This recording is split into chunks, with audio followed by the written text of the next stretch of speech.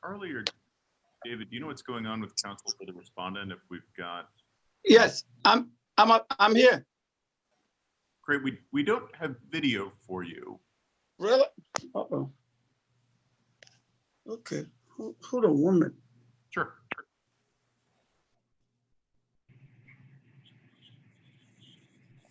Oh, okay. Ah, great. Good to see you. Are you able to see me? Yes. Okay. And will we have the respondent today? No. Okay.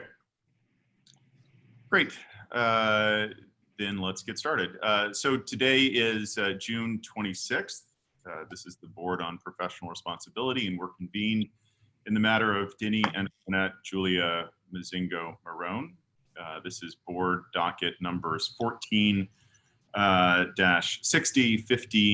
15-14, and disciplinary docket numbers 2007-466, 2011-47, and 2014-405.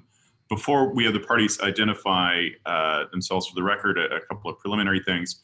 As everybody is aware, of course, we're on Zoom. If you can keep your microphone muted when you are not speaking, I'll ask both disciplinary counsel and counsel for the respondents. When you're not arguing, please make sure to mute your microphone so we don't have any Zoom interference. And also, when you're arguing, if you can pause just a second if someone's asking questions, just because that sort of works better with Zoom. You know, hopefully it'll be a relatively smooth process, but I will wave if it seems like someone's trying to talk and you're not noticing that because of the limitations of the Zoom technology. And you know, I've seen a couple of the Court of Appeals arguments over Zoom. The Chief Judge has rightly encouraged everyone to be patient with the technology. Let me similarly encourage everybody, we'll figure it out, let's be patient and work it through. With that, would the parties identify themselves for the record? Why don't we start with disciplinary counsel? Thank you, Mr. Chairman. My name is Miles Link, and I'm representing the Office of Disciplinary Counsel. Thank you. John Iwanage, attorney for the respondent, Ms. Mazingo Marone. Thank you very much. So the record should also show that one of our public members, Ms. Blumenthal, is not with us today. So our board rules allow an absent member to participate in the decision of the board by listening to the oral argument, and I guess in this case, watching it. Absent an objection from the respondent. So Respondents Counsel, do you object to Ms. Blumenthal participating by watching the recording? No, no objection. Thanks. So we're here on disciplinary counsel's exceptions. I assume you're going to go first, Mr. Link? Yes, Mr. Chairman, thank you. How much, it looks like you'd like 8 minutes in rebuttal? I'd like 8 minutes in rebuttal. Thank you very much. Great, excellent. The floor is yours. Please start when you're ready. Thank you. And if it please the board, my name is Miles Link on behalf of the Office of Disciplinary Counsel. We are taking an exception to the sanctions recommendation here because this is an unusual case. We have multiple rules violations. In fact, depending on how you count it, we have 13 different rules that were violated and 16 different actual violations that were found by the hearing committee. And these cross two jurisdictions. She violated some of the ethics rules of the state of Maryland and some of the District of Columbia. She is not admitted in the state of Maryland. Respondent is admitted in the District of Columbia. She engaged in multiple acts of professional misconduct, including intentional dishonesty to the U.S. Bankruptcy Court in Maryland on multiple occasions. She violated a consent decree that she'd entered into with the court. She engaged in the unlawful practice of law on a number of matters.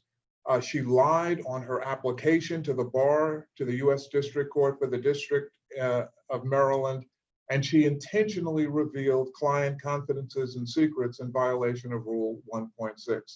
Now, when one looks at this sort of constellation of facts, it seems to the Bar Council, the Disciplinary Council, there are really two alternatives here.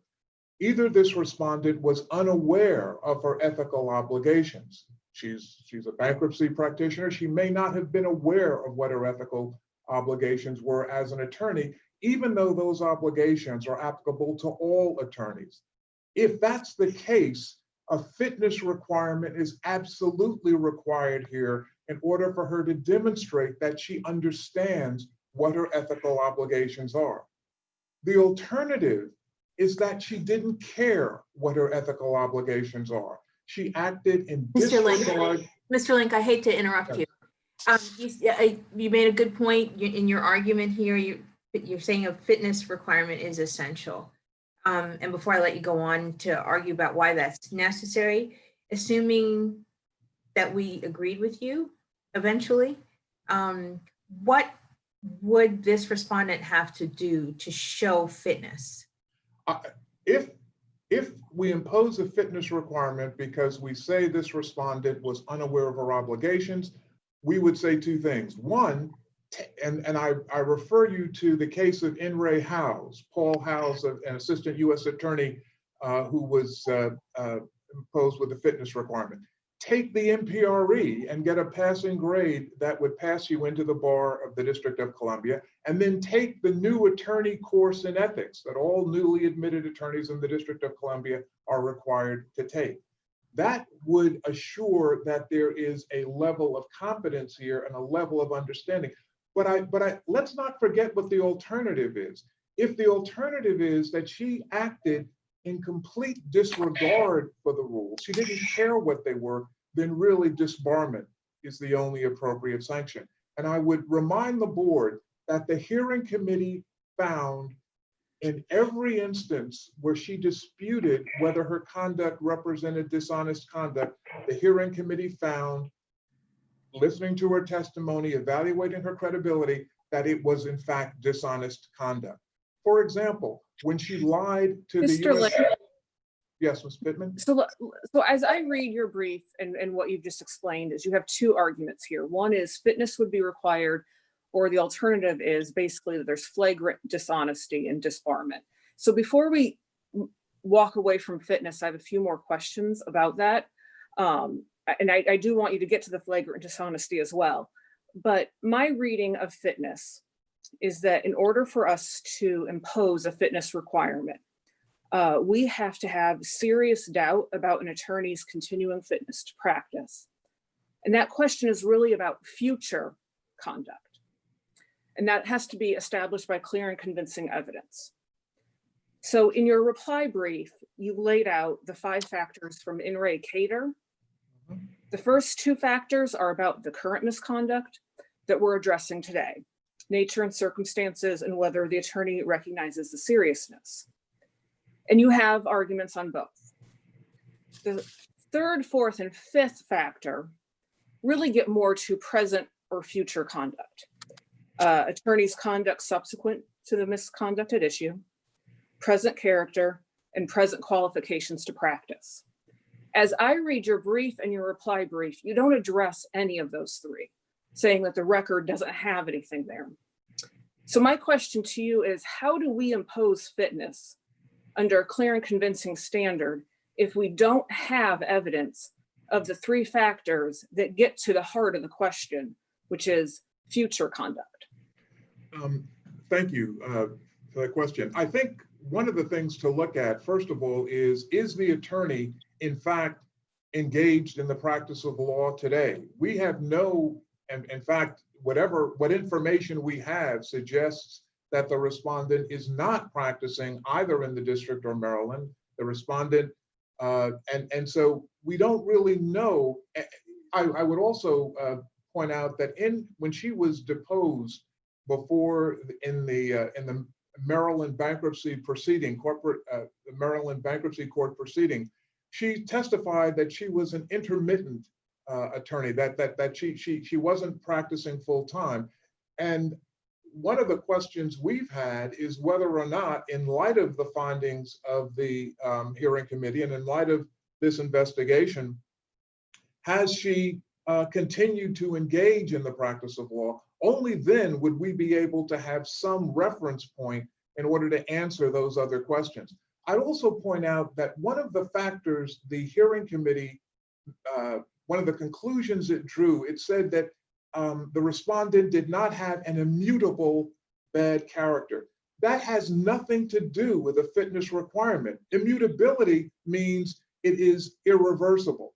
And if the whole point of fitness is that the attorney has an opportunity to show that they have rehabilitated themselves and they understand the law. So we think the hearing committee completely misapplied its own self-created standard to say that fitness was not applicable.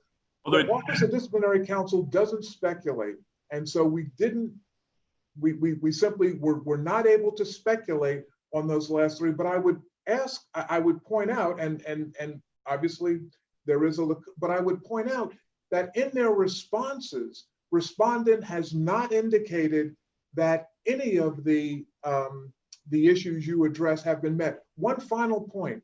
In the Maryland bankruptcy proceeding, she was ordered to pay $13,000 back to the Maryland estate, back to the trustee.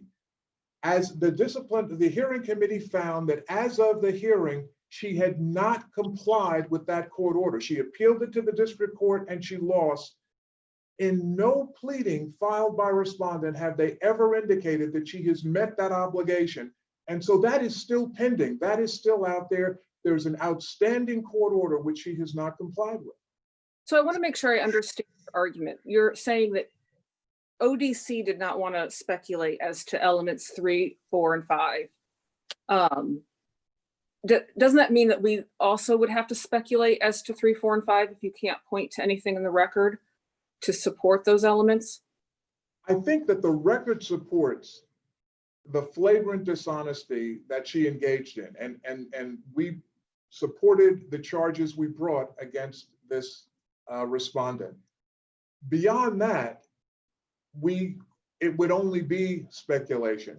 There is, for example, in other cases, you may have an attorney, while this process is winding its way through the board and perhaps through the court, demonstrating through their practice in the jurisdiction that they are acting in an appropriate way and they're not violating any rules. No further complaints have been filed against them or brought to our attention. And that's an argument, that's evidence they would show in support of their claim. We know at least one thing, to the best of our knowledge, is still outstanding and has not been addressed, and that's a court order directing her to pay a judgment in Maryland. Whether there are other matters outstanding, again, we're not willing to speculate. We don't think the board would really want us to speculate. So, Mr. Link, you said in the course of your answer, you referenced respondent's flagrant dishonesty, and you've been proceeding as if it's a given finding that there's flagrant dishonesty involved. But what would you say? What is your best case of conduct that has been found to be flagrant dishonesty that is comparable to what respondent has done in this case? Thank you, Ms. Sargent. And again, at the outset of this hearing, I said this is an unusual case.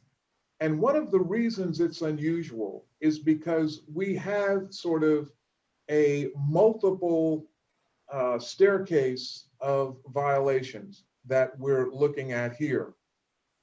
We charged misappropriation, for example. The hearing committee didn't find it. We have other violations here, each one standing on their own. We don't believe, we would not be arguing for either disbarment or a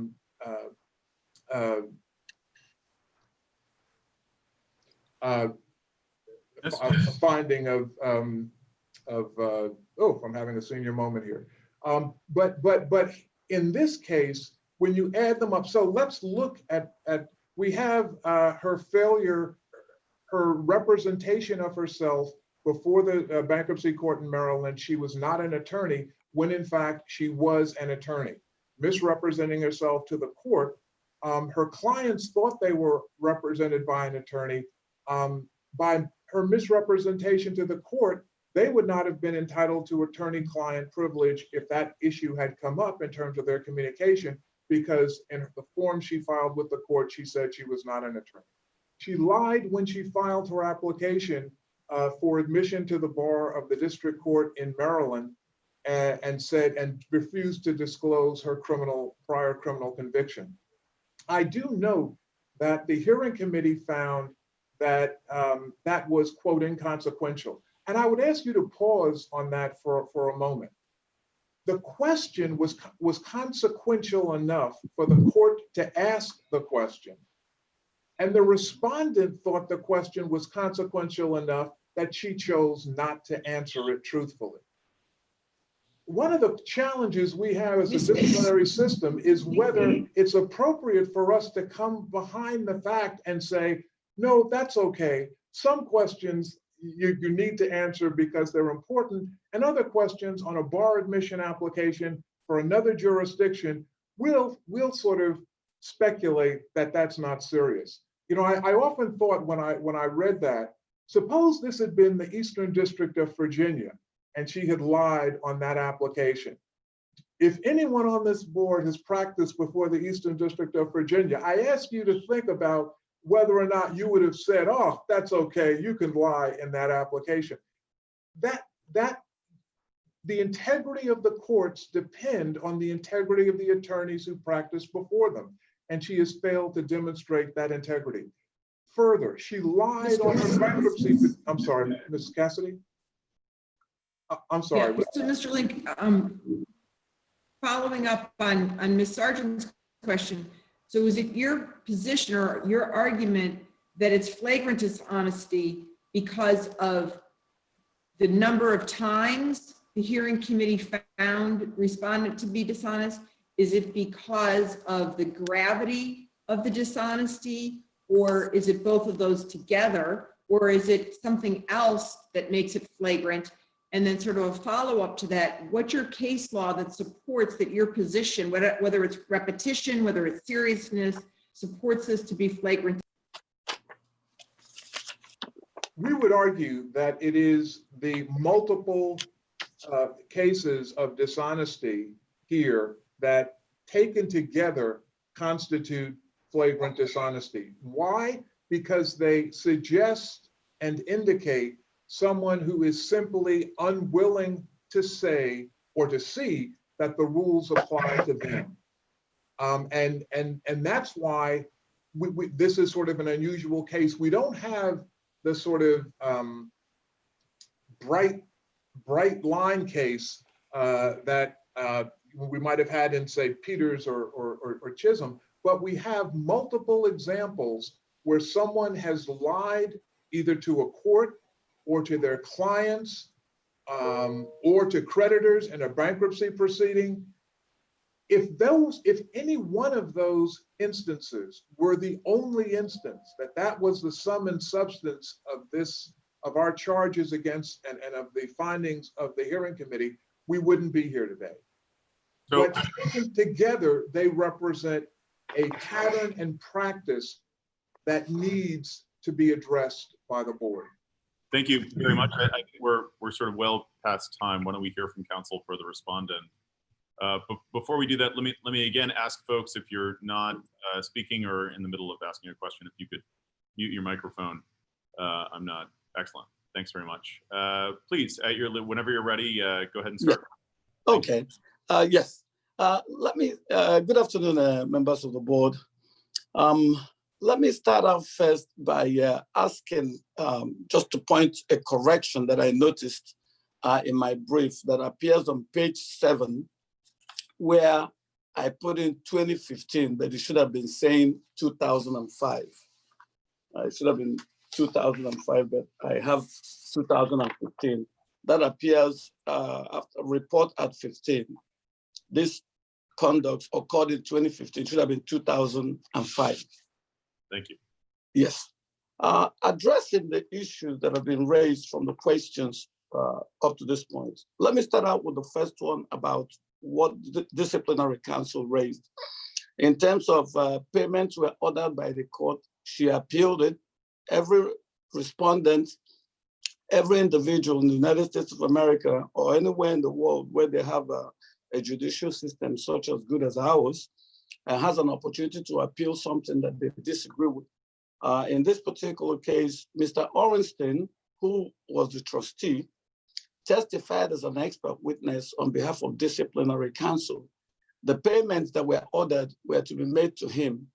You would suppose that if those payments have not been made to date, that would have been brought to the attention of disciplinary counsel through their expert, Mr. Orenstein, who testified at trial.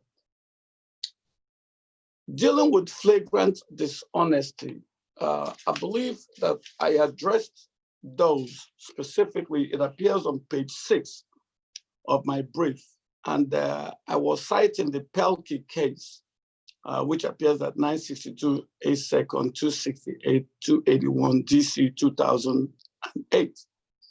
Specifically in that case where the court discusses flagrant dishonesty, it says that the flagrant dishonesty falls into 2 categories of cases. One in which the court described the respondent's misconduct as grave enough to require disbarment due to violations of Rule 8.4b and c. There was no finding of 8.4b violation in this case. The record is clear that nobody challenged the findings of fact in this case. And where the second case or issue where there may be flagrant dishonesty is where the board had recommended disbarment for criminal conduct and extremely serious acts of dishonesty. And then the B part is the order in which the attorney was in a position of trust, although not an attorney-client relationship, and took fiduciary funds for his own personal use. And then we imposed disbarment, the board speaking and the court speaking in the Pelkey case, due to violations of Rule 8.4b and 8.4c. Well, can I ask just a question? Well, why aren't the things that the facts that the hearing committee found that you haven't filed an exception to, extremely serious acts of dishonesty? I mean, I'm just thinking about lying to the court in the application for admission, lying to the client about being a lawyer in Maryland, lying to the bankruptcy court when she talked about the mortgage payments and the assets she had. I mean, those, it seems like those are, I mean, they're at least pretty serious acts of dishonesty if they're not extremely serious. Why don't those meet that first test that you laid out? The first test that I laid out includes a finding of an 8.4b violation. Okay, well, even if they're not criminal, they're still extremely serious acts of dishonesty. I mean, they seem like acts of dishonesty, and I guess I'm not sure why they aren't extremely serious under 8.4c. It's like when you look at the findings of fact, disciplinary counsel did not file exceptions to it either. The hearing committee found that while they were somewhat serious, but then they were inconsequential. And then that's a legal conclusion, not a factual one, right? So we don't have to defer to that. So I'm wondering that, the hearing committee did find that there are acts of dishonesty. It looks like the only real question here is whether lying to a court a bunch of times and then lying to your clients about whether you're a lawyer is extremely serious. And I guess I'm wondering what your argument is that it's not. Just not that it makes much of a difference, but then she didn't lie that she's not a lawyer. I think it had to do with a case, is a Maryland case. Not a lawyer in Maryland. She lied Yeah. about being a lawyer in Maryland, not being a lawyer at all. You're right. My bad. Yes, and then I think it was more like it wasn't disclosed. At least she says she was never told. That is Ms. Simmons. But then if you look at the case or where they found misstatements or where she misrepresented, one had to do with the non-attorney bankruptcy petition. She was a preparer, and then she continued to do it as a non-attorney even after she was licensed. And then the disclosure of criminal record information, which the hearing committee said she disclosed this in her DC bar application, even though she lied about it. But the reality of it is that the court would have still accepted her application. So in treating it, but she still lied about it, right? yes, but then because it all happened in 2015, the most recent case I have on point dealing with issues that happened about the same time is the recent decision, I believe, in the ASQ case, where she was suspended for a period of time. And then subsequently, there were other violations. But then the court, in taking away the fitness requirement that was requested or by the hearing committee, the court reasoned that it happened within the same time period. So I'll throw back, ask you as a case to rely on that, even though you find these instances where something was going wrong, but then it happened within the time period that you should not find that a fitness requirement is needed in this case because it has to be proven by clear and convincing. But then specifically, when you look at all the instances where she was found to have misrepresented or lied. Actually, hang on, if I can hang on, Mr. Bernstein, one of our public members, it looks like has a question for you. Okay. Yeah, I appreciate you responding to Mr. Kaiser's question. What I'd like to deal with is the issue of fitness. Okay. With the multiplicity of at least alleged offenses or violations here, how can you escape from the need for a finding of fitness? As a matter of fact, if I take a look at, the record in the disciplinary proceedings must contain clear and convincing evidence that casts a serious doubt upon the attorney's continuing fitness to practice law. Real skepticism, just a lack of certainty. From my perspective, what I see here is definitely a real skepticism about her ability to practice, given all of the issues that have come here. So how can you deny that fitness is a necessity here? In terms of the fitness argument, there's a requirement of proof of serious doubt, as was cited in the Adams case, which appears on page 11 of our brief. Proof of serious doubt involves more than no confidence. In other words, one may say, I don't have confidence that she's going to do it right. But then that's different, at least as it's articulated in the Adams case, when you're dealing with proof of serious doubt. In this case, going through the... Mr. Owanagate, though, Yep.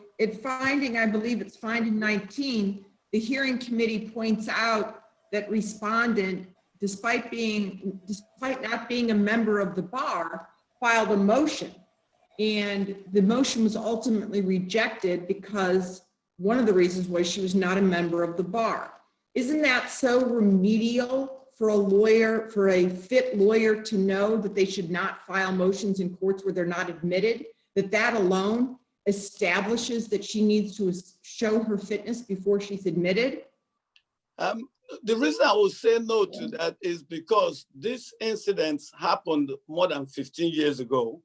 And then we're in 2020 when I believe this incident happened in 2005, 2006, and 2007 time period. It was subsequently brought to our attention. It's like when an attorney starts practicing, some associate with individuals that teach them what to do. Some take CLA classes that we are required to take in the Commonwealth of Virginia that Mr. Link brought up. And then DC has a different way of doing it. Maryland doesn't even do it at all, except when the person starts initially practicing. However, there are other ways, because for you to find do fitness as was requested, or at least the hearing committee did in the case of In Re Askew, there has to be something proven by clear and convincing evidence, not just the fact that the individual has to be suspended. So in specifically answering your questions, as the hearing committee found, even if you take the offenses as, in combination or separately, you still don't get to the fitness requirement because you need more than, you need a serious doubt.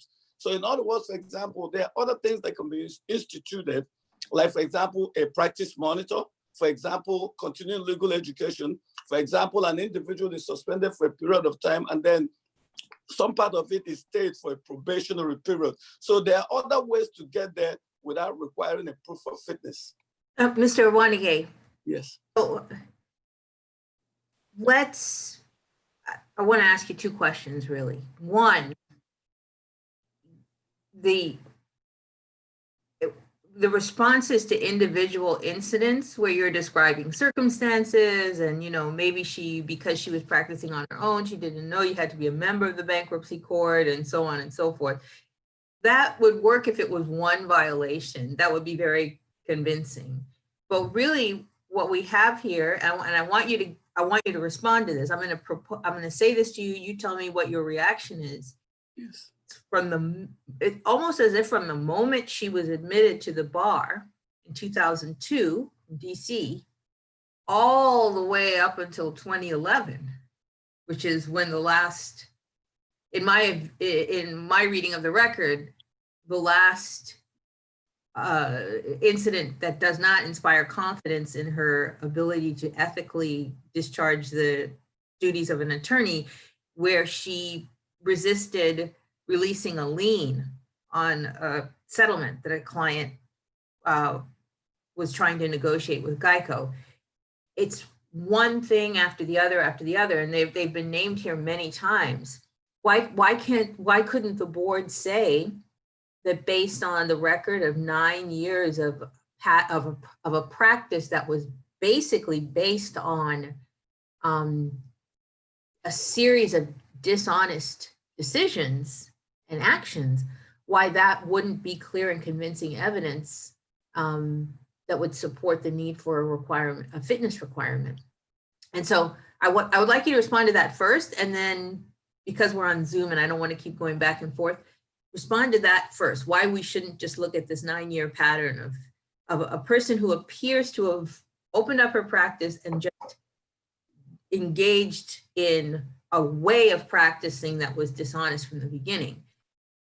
That's first, respond to that. Then I would like you to tell me, if we decide to impose fitness, tell me what you think would be a good way to demonstrate fitness. We have Ms. ODC's view. I want to hear respondent's view if we decide to impose a fitness requirement. Yes. Looking at the totality of the case, the facts found, the seven allegations or counts that were not found, I do believe that a fitness requirement is not required in this case. One, I'll go to the length of time when this incident happened, and then I'll go back to the Askew case where it all happened within a certain period of time. Subsequently, of course, in 2011, the Simmons case happened. But then that was 9 years ago. Since then to date, nothing has come to the attention of Bar Counsel because we would have had it. There's nothing that has happened in her life and in her practice that says that she needs to fitness requirement to be imposed. Because unlike the Mazaheri case, where there was a finding of flagrant dishonesty, or unlike the Cleaver Bascom case, where there was a finding of using another lie to try to cover up a misconduct. That is not what we have here. But then that means that there's no serious doubt as to her ability to now obey the court rules, obey the court order, because there was nothing subsequent to, if you look at the time period, 2002, then the incidents happened 2005, 2006, 2007. Nothing happened until 2011. But since 2011 to date, nothing has happened. There's no evidence that she's not obeying court order. There's no evidence that she's doing anything that jeopardizes the legal system, that jeopardizes or prejudices a client. So that's why I'll submit that a fitness requirement is not necessary. Additionally, in the second part of your question, if a fitness requirement is to be imposed, it will be, of course, my argument is that it not be imposed, but if it's to be imposed, candidly speaking, I'll say whatever issues bar counsel raised in terms of, for example, payments, of course, I'll submit that if there were any problems with payment, we would have heard about it. If the fitness is to be imposed, to verify whether she's made all the court-ordered payments from the bankruptcy court in Maryland, have her take classes on ethics about what you should do and what you should not do. And I will always recommend the one by Jack Marshall, because I've attended it so many times and still attend it, and they seem to do a very good job. And then lastly, in terms of the fitness, make sure that she's doing everything that she's doing and doing it correctly, although we haven't gotten anything from anybody that she's not doing everything right. So those are the two things I'll say that if a fitness is imposed, that we may request to make sure that the court order payments have been made, assuming that the, I don't want to go outside of the record, assuming that the payment arrangements made with the trustee, that the payments have been made and then have been kept to date, or they've been fully paid.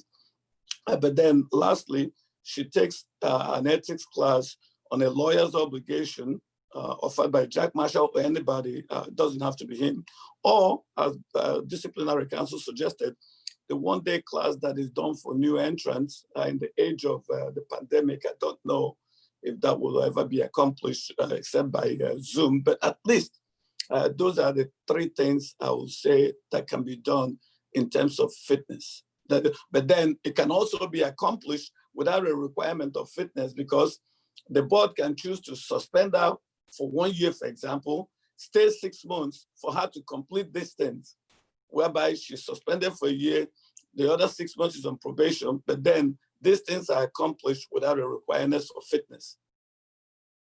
So can I ask you a question about the record? You've indicated that there's nothing in the record to indicate that she's not in compliance now. And this is a question that I asked disciplinary counsel as well. What is in the record in terms of her current practice? Is there anything? And I want to sort of preface this by saying that I recognize that that burden was not on respondent.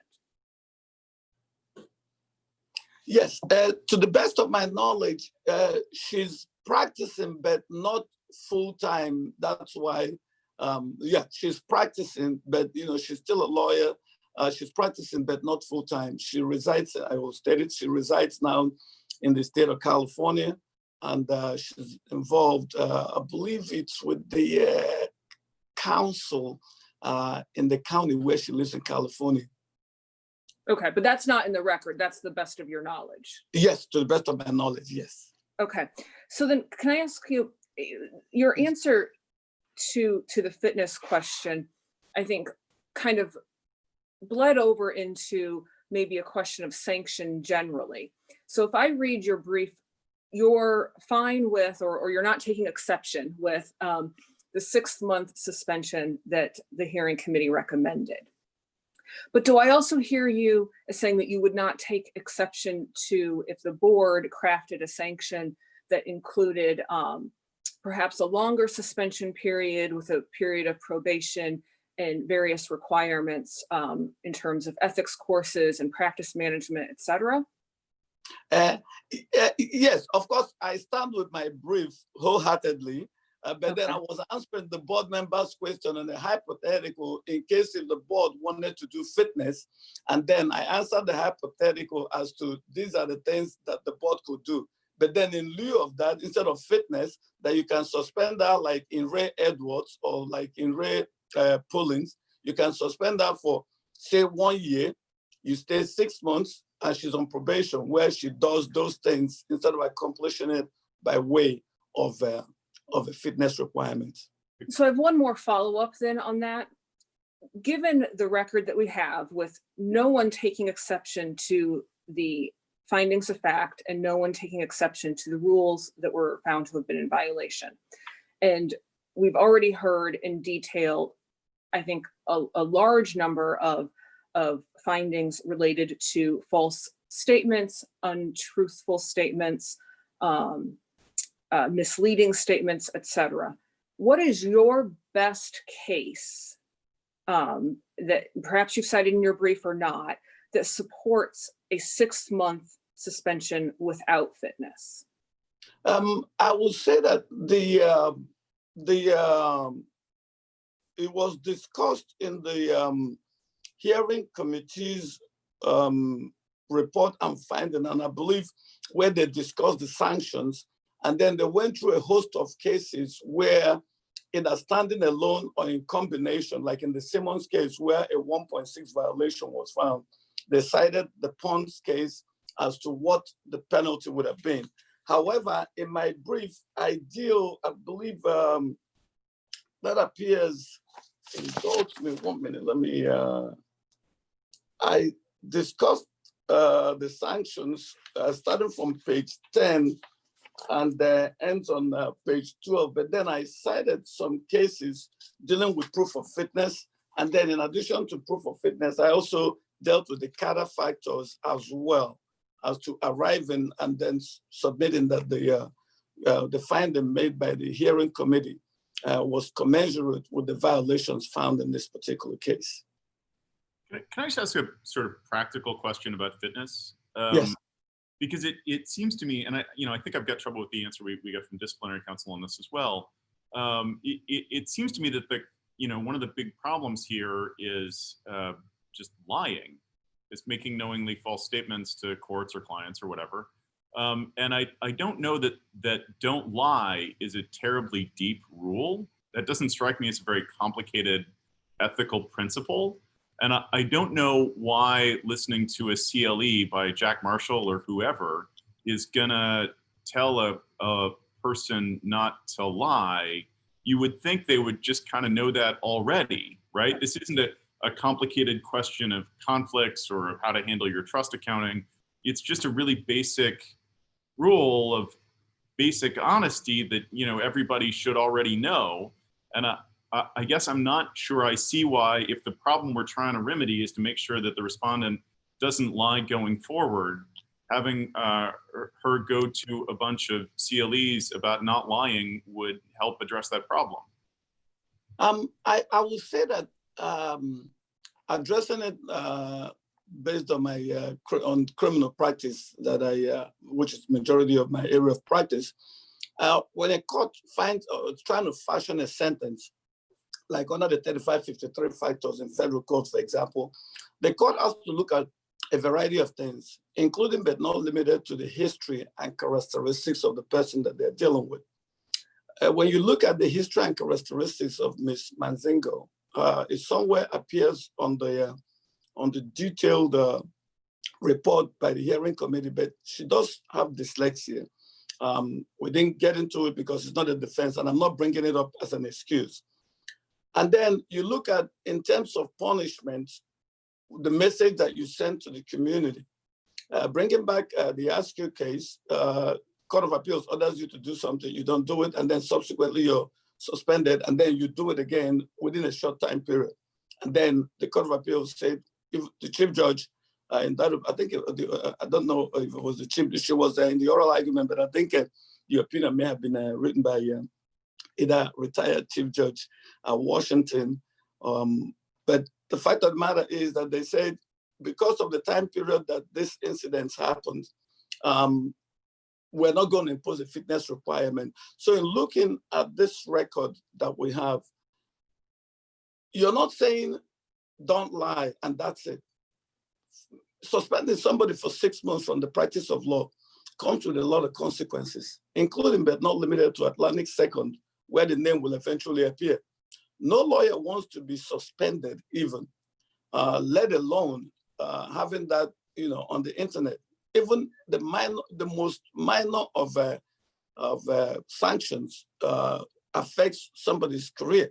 So it is not that you're giving a slap on the wrist and say, don't lie.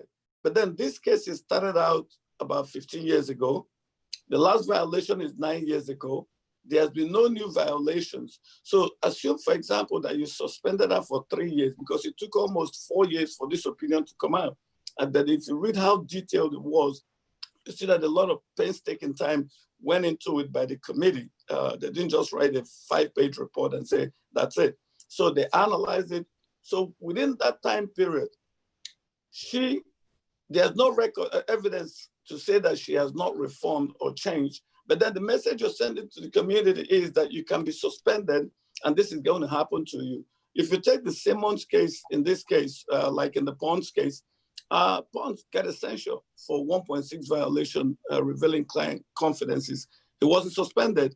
If you go through every other individual, I'm sorry. Yeah, no, you're a bit past time. I was going to suggest that if perhaps you'd like to take a couple of seconds and kind of wrap up, then we could hear from disciplinary counsel again. Okay, I will say that unlike the Mazahari case, where they found flagrant dishonesty, or the Cleveland Bascom case where there was a misconduct to cover another misconduct.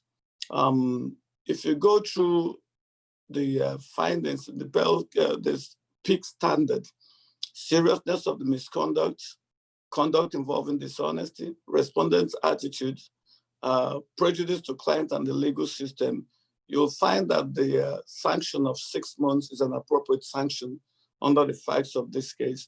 So based on those reasons and any of the reasons that may appear to the board, there's no requirement for proof of fitness because in Ray Adams, in Ray Government, there's no proof of serious conduct. Thank you. Thank you very much, disciplinary counsel. Thank you, Mr. Chair. I would note that in the case of In Re Corrizi, the Court of Appeals said flagrant dishonesty reflects a continuing and pervasive indifference to the obligations of honesty in the judicial system. And that is exactly what we have here, continuing and pervasive. Almost beginning, she was admitted to the District of Columbia Bar in 2002, and she began to represent clients, to the best of our knowledge, in 2005. First of all, she opened an office in Maryland without indicating on her stationery or to clients that she was not admitted in Maryland. The first lie. She represented clients in the Maryland bankruptcy court as a petition preparer, not as an attorney at law.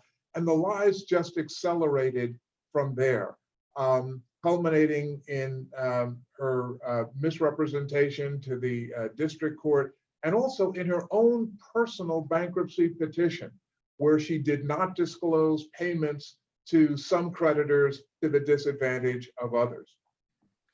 Counsel? Mr. Link? Yes. I'm sorry, I feel like this is a little unfair because you're in rebuttal, but what are we supposed to make of this time issue? It does strike me. The most recent incident we have is the disclosure of client confidences and her approach on this lien issue in 2011. We don't have any record evidence of what's occurred since 2011. From her own counsel, we know that she is no longer maintaining her practice in Maryland with a District of Columbia license. We know that she's transferred her practice to California. We don't know that she's practicing law there, which would be interesting because California is one of the most restrictive jurisdictions for practice in the country. And they have no reciprocal admission in California. So she would have to be a member of the California bar in order to practice law in California. And there has been no representation made that she is a member of the California bar. So again, I understand the burden is on disciplinary counsel, but the silences on some of these very important issues which one would expect respondent to address to show how ready they are to return to practice, is startling. And can I further on that point? I just want to, if I can, I want to quote from finding 87 in the findings of fact. As of the date of the disciplinary hearing, respondent has not acknowledged that the proceeds of the sale belong to the bankruptcy estate. Respondent also had not paid in full the judgment amount ordered by the court. As a result, neither the creditors nor the expenses of the estate have been paid. That goes to respondent's counsel's argument that she's in compliance with court orders. As of the date of the hearing, she was not, and there has been no representation that since then she is in compliance with those orders. Again, Mr. Link, may I just ask a quick question? What about the respondent's testimony at the hearing here with respect to accidentally pushing the button on the email to Geico? Now, there was no finding of false testimony there, but the hearing committee did find that that was not correct, and they found that that was contrary to the facts. Does that conduct represented by the respondent, represented by that testimony and that point, factor in or provide some window and useful window to us in deciding this case into her conduct beyond 2011? Absolutely, and I thank you for bringing that up. She, for want of a better word, lied at the hearing. She lied in order to protect herself and to promote herself. She has consistently refused to accept responsibility for her conduct, except in a few very limited issues. She admits, for example, to violating Rule 5.5 by not disclosing she wasn't admitted in Maryland, but she did refuse to admit that she had intentionally disclosed her client's confidences to the Geico representative. And I would ask you to read the hearing committee's very searing finding and discussion of that lie. There was no doubt to the hearing committee that what was done there was done intentionally. And we are, the only conclusion to draw from that finding is that she lied when she testified. So Yeah, but then why? Of course, the hearing committee didn't find that, though, did they? The hearing committee, I don't know that the hearing committee, and again, I can't speak for the hearing committee, but it strikes me that they weren't looking to create necessarily a record. They were looking to show that the conduct was dishonest and then move on. And they found that the conduct was dishonest. They could have, and obviously after the fact, I wish they had sort of commented on their credibility finding with respect to the testimony. But you know, in their opinion is over 120 pages. They were moving on to other things. But I think one can read their finding, and it's clear that they thought the testimony was dishonest. Mr. Link, for the sake of brevity, could you link, as I understand it, there are two alternatives as to sanction. One being 3 years with fitness, another one being disbarment. That being the case, could you link precedents directly to the recommendations for sanction?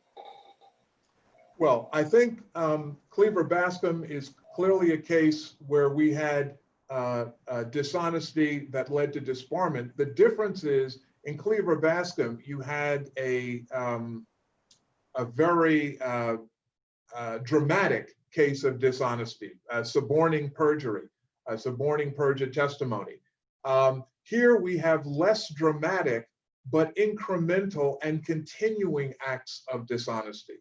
And where the board has, where the court has found that where a respondent has committed dishonesty that is flagrant and that reflects a disregard for the integrity of the judicial system and the care of their clients, a finding of disbarment or a fitness is appropriate. again, I go back to my opening statement. This case is somewhat unique and where we have these multiple instances and where it is a fortuity that the clients were not harmed more seriously than they were. Ms. Simmons was harmed. She was the client whose confidential information was disclosed. She had to go and hire another attorney to represent her to finally get the lien that Ms. Mozingo had taken, dismissed, and to get her case settled. The clients who thought they were hiring an attorney and who paid, these were the bankruptcy clients, and who paid fees as if they paid attorney's fees, but they in fact had hired someone who did not represent to the court that she was an attorney. And so from the court's perspective, they did not have an attorney representing them. And her lies to the various courts, to the Maryland District Court, to the U.S. Bankruptcy Court in Maryland, and on her bankruptcy petition filings, suggest a disregard for the integrity of the judicial process. And of course, the integrity of our judicial process depends on the integrity of the attorneys who appear before it. Taken together, this has got to be a serious, serious case of dishonesty. We can append the word flagrant to it or not. Whether we do or not, this is a case that cries out, if not for disbarment, and we think this is not someone who should be practicing law, but if the board disagrees, then a fitness requirement is absolutely required for her to show us, the courts and her future clients, that she understands what her ethical obligations are. Clearly, she has not demonstrated that. Clearly, what her own counsel has testified or has argued suggests she's probably not practicing law now. And if she's in a jurisdiction like California and not admitted to the bar there, if she is practicing law without being admitted to the bar there, that's another problem. So clearly, the only way to address this, to untangle this, is to impose, at the very least, a fitness requirement on this attorney. Excellent. Thank you very much. Appreciate it. The case is submitted. Thank you.